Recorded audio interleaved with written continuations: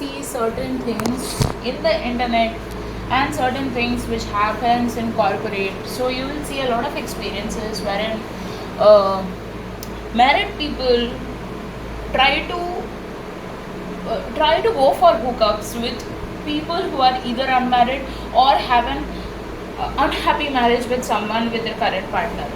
Now, I want to speak about this because this is something which I have seen in the internet a lot. I've also heard about certain reports, and I have also been a part of sexual harassment in the past. And I had to report that person. I didn't involve pause or anything, but I did go through certain circumstances wherein I was very uncomfortable and felt very unsafe, but I kind of escalated it to my senior managers and all that kind of stuff. But what I feel is a lot of bad experiences gives you bad perceptions about guys, about men, about infidelity, and it is very important to not pay heed to certain things like that, because there are a certain sects of men who are like that, and there are certain sects of men who want to serve their wife, who are born for their wife, and who are endlessly in love with that kind of person. So it is very necessary wherein we put our focus, because there are like it's quite normal to start thinking, because there are many people, there are many women who have been a victim of certain things, and they will start saying that guys are just like this. They're too much into the physical stuffs, and they will involve in certain kind of illegal activities, which is not so right. And like I have like, not all my male colleagues are like this, but there is a considerable amount I have seen. Like one person, like I just come across one person who is like who has been trying to hit on me for almost like a year or so, and I do not like that person. I've even told him that I have a boyfriend, and still he keeps on engaging with me as if like he's someone who should get my attention. I really don't understand. Like I've not even, like, I don't reply to his messages. I reply after days or weeks. Still this person is like a clingy kind of person who is not in a clingy in a loving way. That's a different thing, and I don't like the word clingy actually. It's about you are attached to a person and you want to talk to this person all the time, and that happens only with someone who is either your family or is your boyfriend or is your husband, whatever it is. I think that is called love for me. Like if I am in love with my person, I'll keep on messaging him. It's like I'm like that.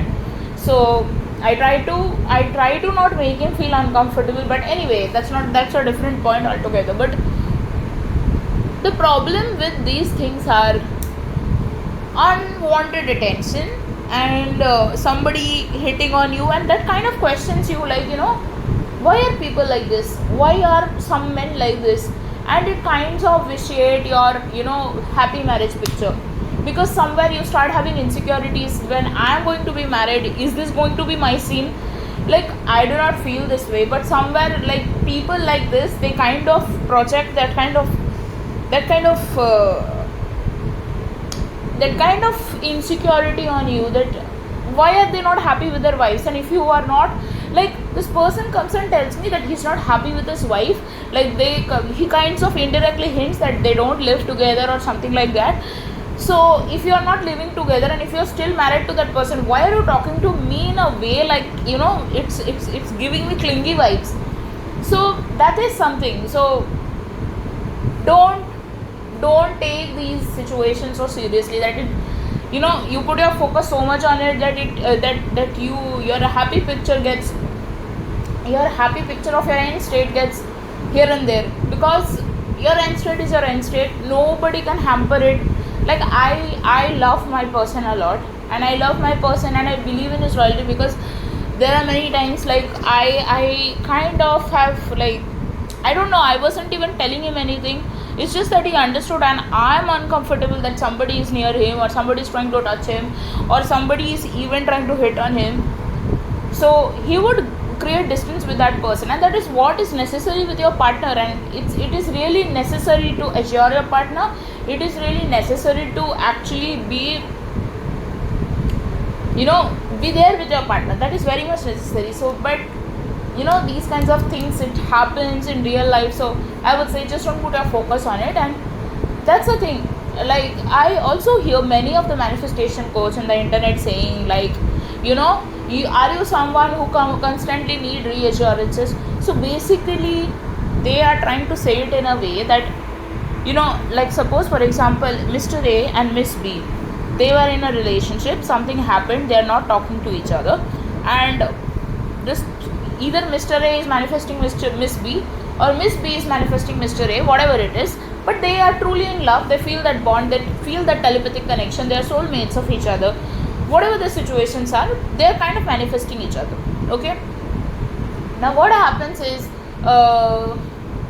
if Miss A starts feeling like, you know, if Miss A starts feeling like he is not assuring me, and she actually waits for the 3D to confirm, to tell herself that, you know, this person is hers, then she will keep on waiting for the 3D to confirm. So that's not how it should happen. It should happen that you know that your person is your person, and that person loves you, even when you have certain kind of situations wherein you start spiraling, you have doubts, or you see the 3D and you take it too seriously. Even when you face those kind of situations, still you're sticking by your end story, and still you're like, I know my person is mine. So I've always had that kind of connection, not just because this is the rules of manifestation, but somewhere I had this feeling always because of the loyalty I have seen with my person. I'm not talking about what kind of activities people were involved in when they were not together. I'm not counting them seriously, because in some or the other way I know that, you know, even if my person had flirted with someone in the past when we were not together,